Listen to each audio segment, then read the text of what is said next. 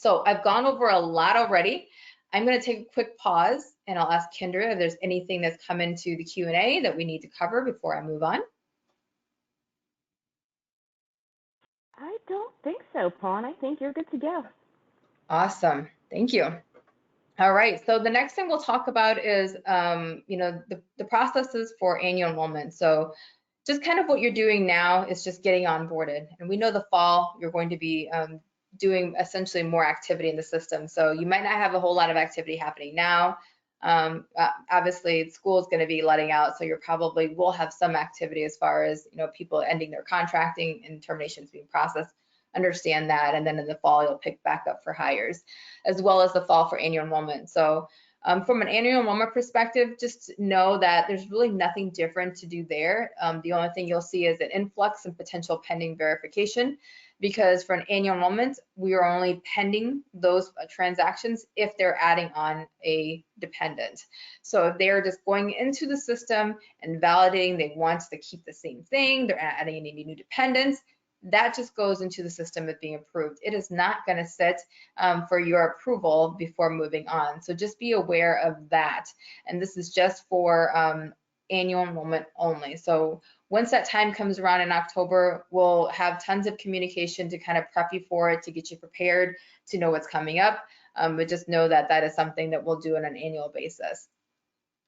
And what you'll also notice, and you've probably seen it as you logged into Benefitsolver, hopefully to take on all your Training Solver courses, you'll notice that we have a lot of information out here. What you see now, just know that that is information that's related to our state monthly and biweekly population.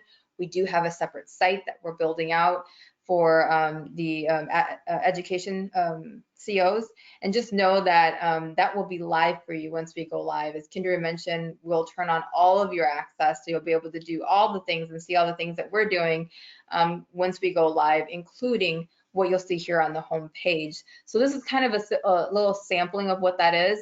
You can see we have things that are hot topics right here. We put things here that are essentially we think is relevant to maybe going on right now. If there's an urgent thing that's happened consistently across the platform, we'll want people to check this out. So I recommend doing that. One of the things we point out here is our email address for assistance. We'll talk a little bit about, how you're going to get assistance and help. Know that the pensions team is still here, and our team is here to assist as well. And that email address is also here for your availability.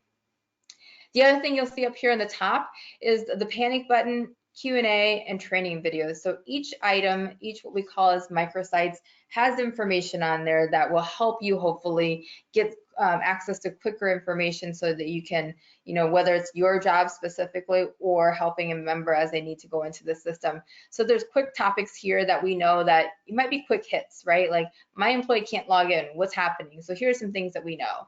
And then you need to check out, what do all those boxes mean? Remember we talked about that? All that information is there. So there's no need to write down notes because we've tried to cover just about everything that potentially could happen for you within these microsites or these websites. And then the other thing is the FAQ or the Q&A. So we're gathering all these questions that are coming in the chat, and we're making sure that we are essentially providing all the content and information that you'll need to start your new process of coming into the system. So if there's questions, please submit them. If you have suggestions, please submit them. We're more than happy to review any suggestions and make the system better for you. We mention this quite often that, we're here to help make your jobs and lives a little bit easier. And whatever that is, no matter how small or big, please make the suggestion.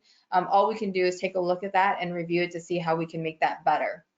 So a lot of these Q&As comes from a lot of the questions that we've gotten. So these are just specific Q&As that we've gathered over time, and that we'll also, once again, update based upon the sessions that we have this week and making sure that they're all relevant to you. And then, as you know, you'll have access to the link to the training videos that are posted out to the Division of Pension Benefits. So this is just a link going out to those training videos. So the training is recorded this week. The training was recorded for the overviews. We'll post it all out there. So if you need to come back and refer to it, feel free to do that. And the other piece down here is what we call as our certifying officer help. We've also built this out pretty well as well. One of the key things we'll point out, we also have it in the hot topics because we know it's a big topic item, is this dependent and event verification process. So this whole process is documented out. And as I mentioned, a couple of things that are outliers from what I did, with this first process of dependent verification. Here's the acceptable documents. So in case you don't remember what are acceptable documents for those dependents that are being added on, this is the information here, and you can refer to this if you ever have any questions. And then as far as the process goes, this is the hyperlink to the document, and we talk every step that I talked through today is actually documented there. And so other questions that will pertain specifically to your population, we'll also make sure that we build out here as well, just so you know what to expect. And we know we'll get a lot of questions regarding COBRA. That's always another good question that we get as well. So we'll have specific information for that as well.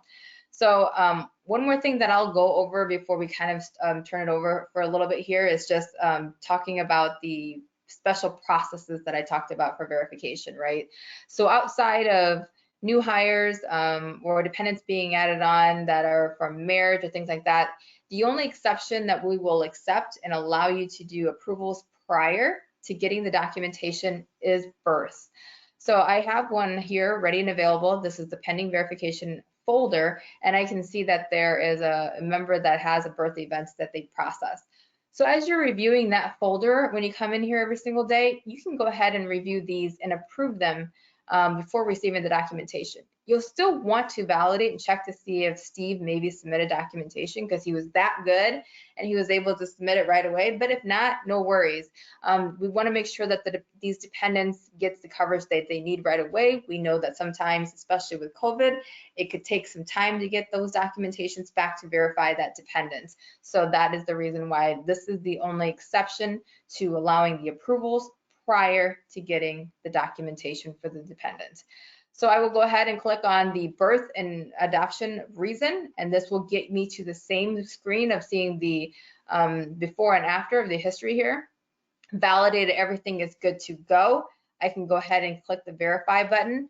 I will say today's date is the date that I'm verifying this event.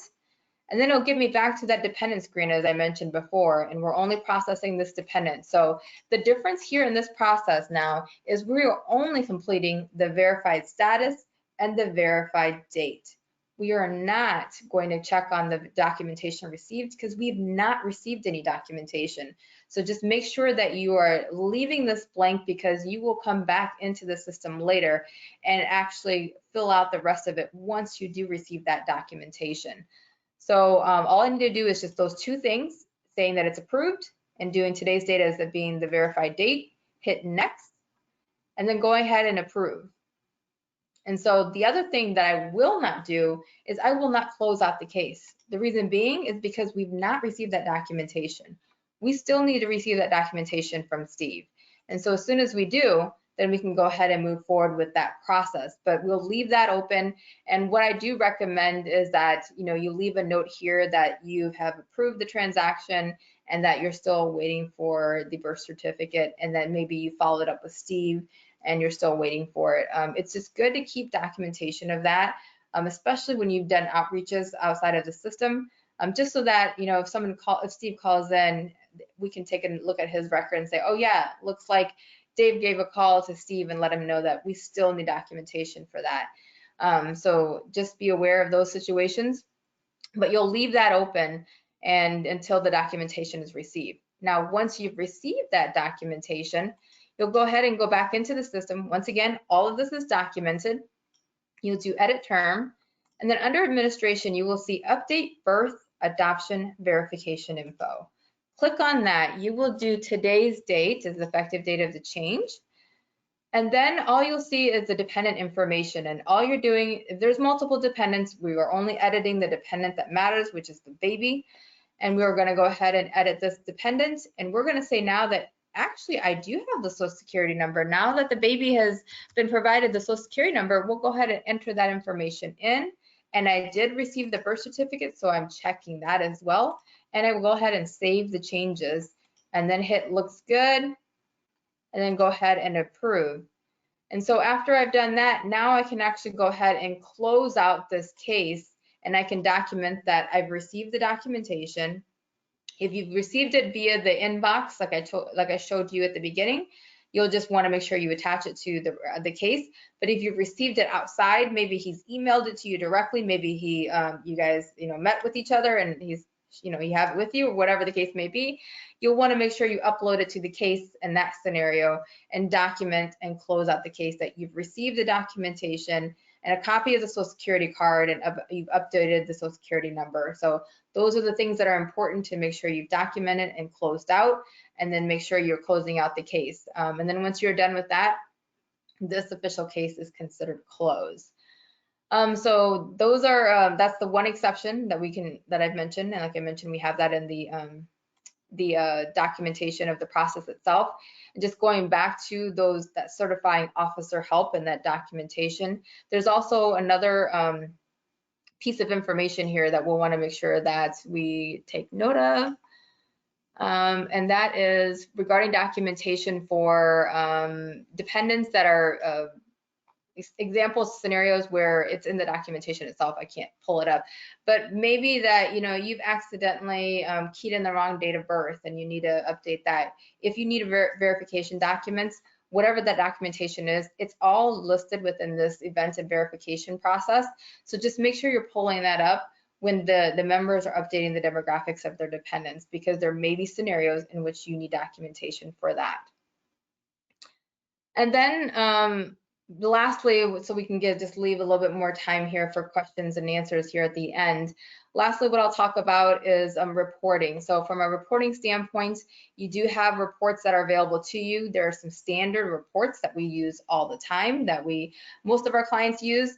Employee census benefits is probably the most utilized. And basically what it is it has demographic information for the employees and any benefits that they are enrolled in.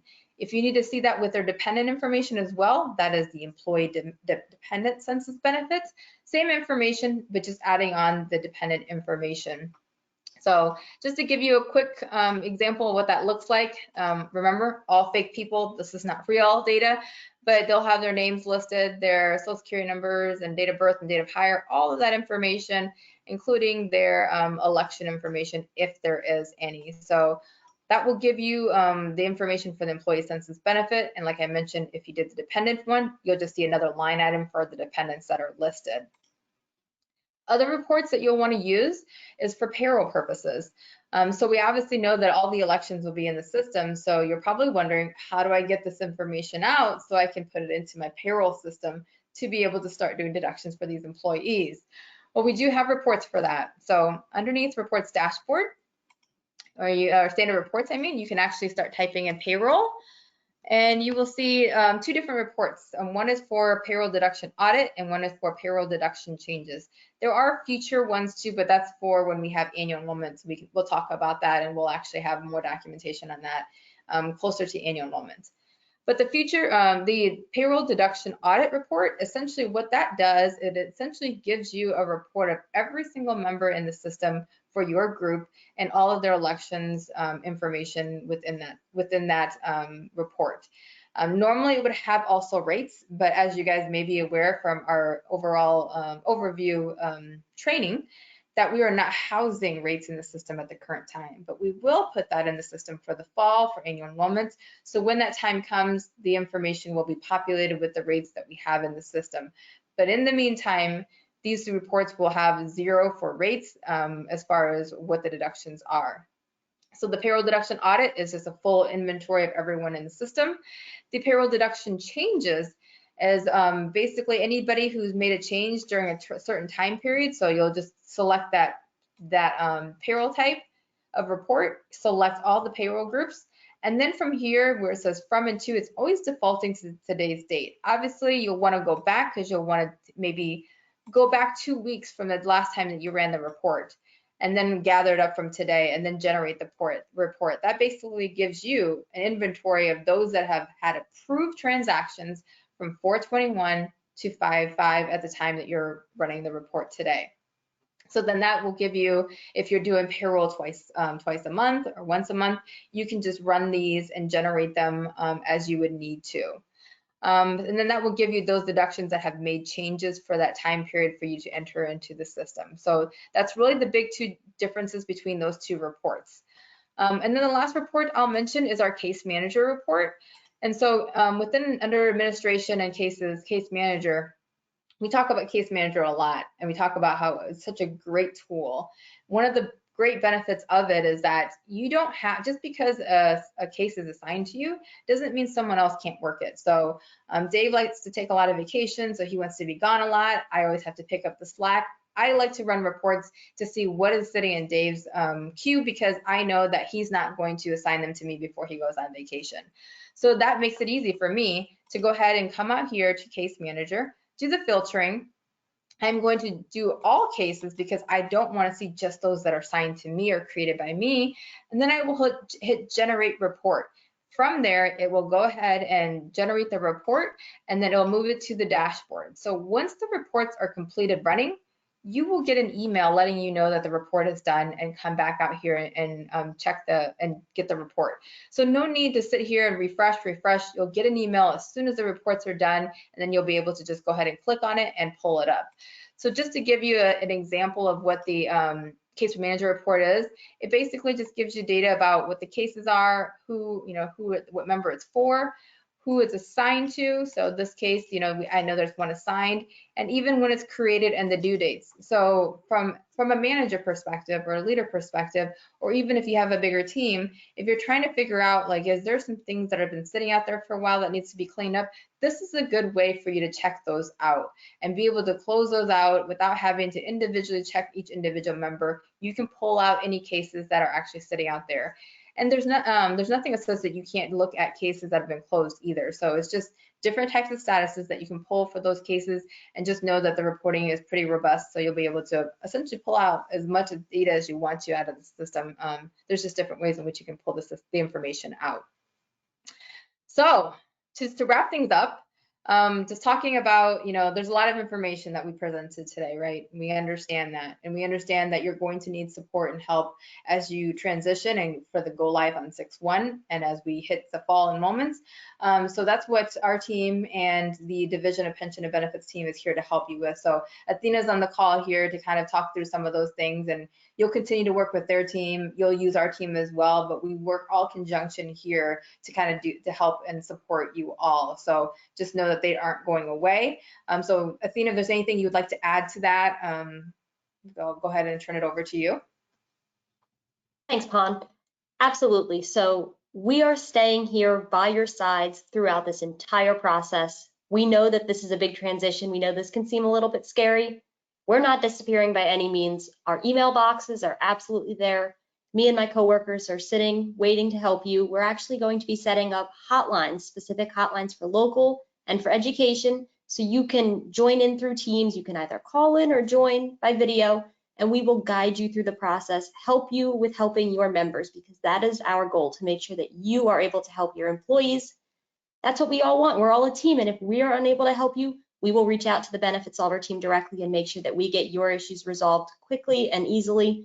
We want this to be as stress-free as possible for you, so please reach out to us if you have questions. Don't guess, don't struggle through it. Let us help you.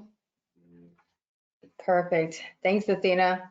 So with that, I'm going to stop presenting here. And Kendra, any questions for Dave and I? Like, which of us was meaner to the other? So, I mean, we've got a nice amount of questions coming in. I've seen a couple of the same question here recently, so let's talk about this one. So for those members who may be existing employees of the state who are transferring to an education or local government, I'm seeing questions about how that new hire will be entered in the system. That person would not be considered a new hire in our system because they're already going to have an existing record in the system tied to their state account. But I think in those instances, Athena, we are going to need to work, well, the employer will need to work with your team to initiate that process, because the admin access and everything is probably tied to the existing employer. Absolutely. In those instances, while we have the hotline open, we absolutely encourage you to join the hotline. We can help you right then and there on the spot with it. But going forward, when the hotline is no longer available, you would just email your current contact, the sehbp@tres.nj.gov mailbox, and let them know the situation, that they're a transfer, and we will be able to handle that for you. It's not something that you will be able to do because you do not have access to all of the locations the way we do. You only have access to your location. So you may not see them, but we will see them. Yeah, so it's a good call out. So if you are entering somebody's social and then it tells you this social already exists in the system, then you know that they may have not told you that they, previously worked for employer X and now they work for you. So believe me, we get it a lot, and Athena can attest to that. So as she mentioned, just make sure you're aware. So don't be alarmed if you see that. Just reach out to the email box. Thank you. That's a good one. Oh, let's see. Athena, do you remember seeing any other trendy questions that I might not have hit? Not too many trends today, a lot of very individual questions, but that's okay. That's what I'm seeing as well. Like, I feel like things are like specific to individuals. Yes. So I see this question coming in often. So as administrators, you are going to have two accounts. You're going to have an account as an administrator. You are also going to have a personal benefits account. So in the handouts that are in the section, you'll see the information that's going to the employees. You will get that information as well as an employee. So that's going to show you how to create your personal benefits account. Let's see.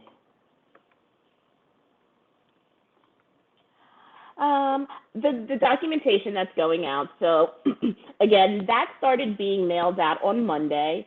The mailing should wrap by the 17th. So I would expect that your employees will have those documents in their hands within the next week or so. As far as your personal account, so let me back up to that for 1 second, because I know that everybody is going to get eager and try to create their personal account. We do not go live until June 1st.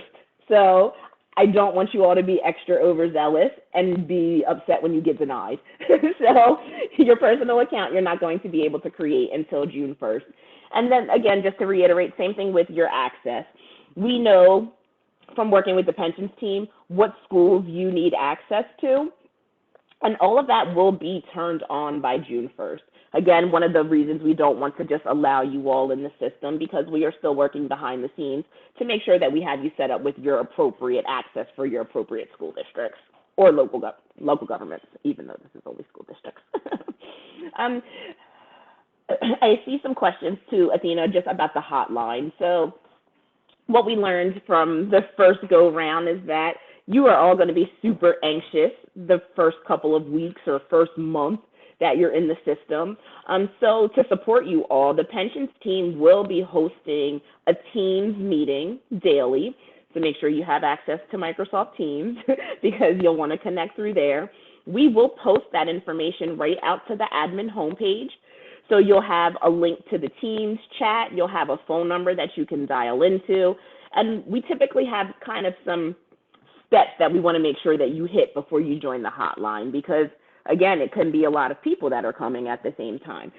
So again, we'll have those hours and the links posted out to the site so that you guys, again, can feel supported. Don't feel like we're just turning you into a brand new system all by yourselves for the first time. Absolutely is not going to happen.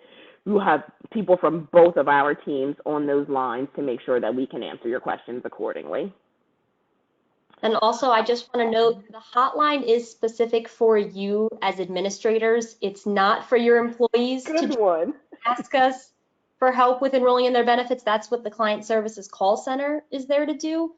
We are doing this as a courtesy to help you as the administrators to alleviate your stress and make sure that you understand the system. But any employees, if they join, they always join, we will not be able to help them. They will be directed back to you. So if you're having issues, or if your locations, or if you have team members who need to be allocated to different school districts or multiple school districts, please send an email to the State of NJ onboarding at benefitsolver.com, and I'll make sure to put that in the chat for everyone as well, so that we can work with Athena and team to get that corrected. So I've seen some questions just on how do we know who should be allocated to what? Where did we get that list? So Athena and her team worked super hard over the last couple of months reaching out to you all to collect your list of certifying officers. So if for some reason you needed to be aligned to a school that you're not currently, it's probably because the connection wasn't made with Athena's team and we weren't notified. So if that's the case, again, send an email to the State of New Jersey onboarding at benefitsolver.com. I will work with Athena on getting that approved, and then we will get that updated accordingly for you all. And the same goes if you have admins at your location who leave, who no longer need access. Please let us know if we need to take somebody's access away. If you don't tell us, they can still get in and see information they should not be able to see. You need to be communicating with us because we don't know if you don't tell us. Oh, that's a great one, Athena.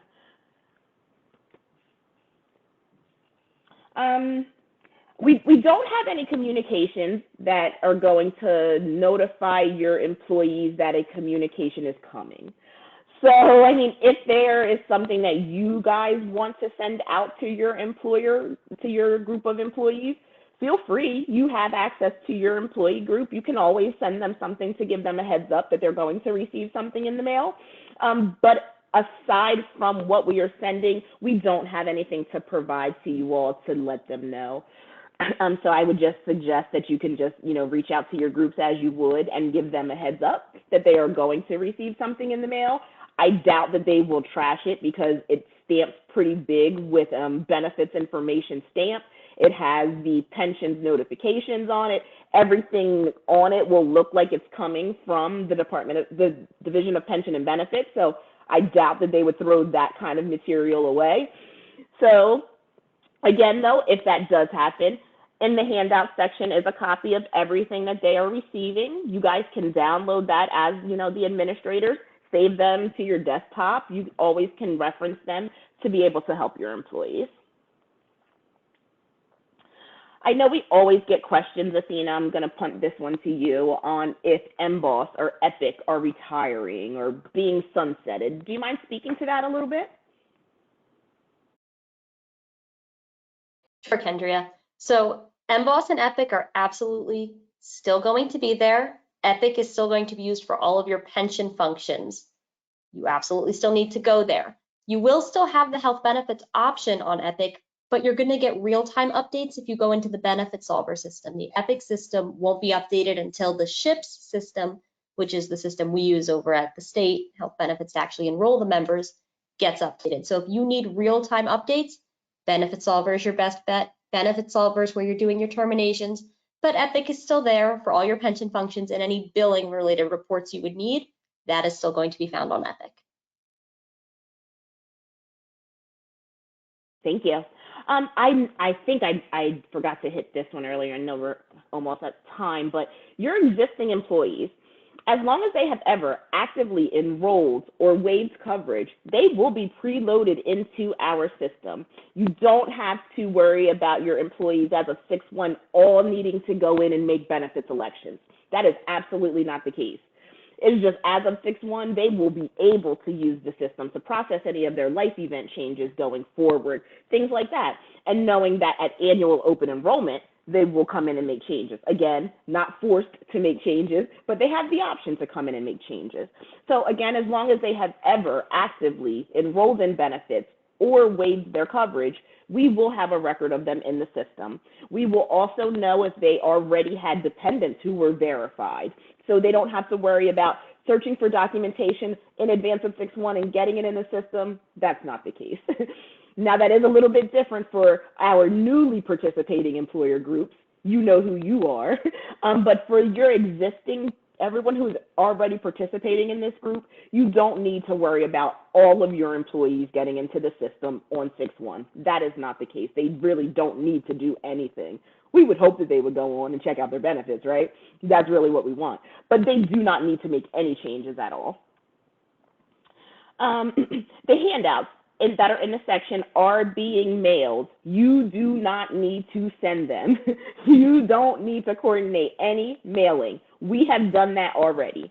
We simply provided them to you because we typically know you guys want to know what is going to be mailed out. So they're really just so that you have them as backup in case you get any employees who say they did not get it. You guys have it at your fingertips. But there is no expectation that you are mailing those out. Athena, Epic monthly reports and reporting? Still there. Thank you. You're welcome. Are employees receiving this via U.S. mail or email? This mass mailing will be sent regular mail.